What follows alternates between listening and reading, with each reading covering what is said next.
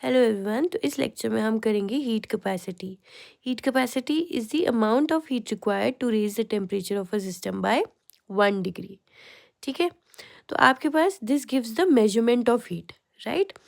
अब जैसे जैसे टेम्परेचर इंक्रीज होगा, है ना, जैसे जैसे आप टेम्परेचर बढ़ाओगे वैसे वैसे ही आपके पास heat will be absorbed by the system. ठीक है, तो increase in temperature that is delta t will be directly proportional to the heat absorb by the system that is Q.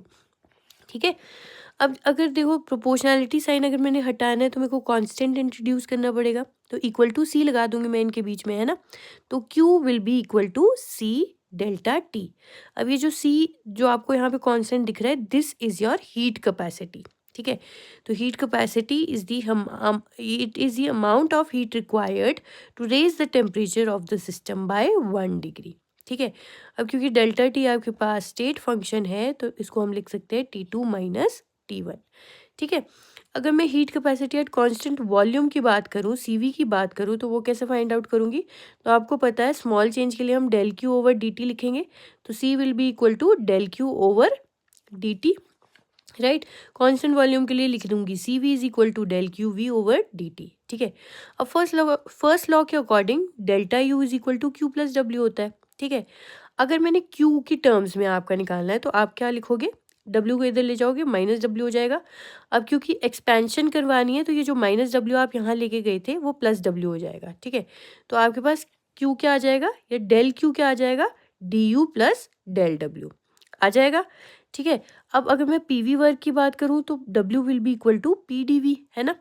तो del Q will be equal to DU plus PdV।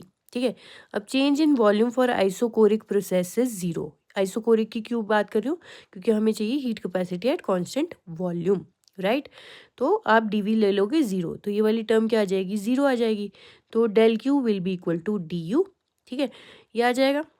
हम क्योंकि constant volume है तो Q we लिख दिया, del Q V, है ना। Dividing both sides by D T, तो आपके पास ये आ जाएगा del Q V over D T is equal to curl you over curl T at constant we, right.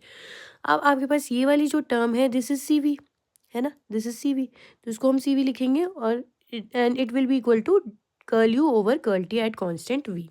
तो आपने ये वाला फॉर्मूला आपने याद रखना है कि c v is equal to curl you over curl T at constant we, right.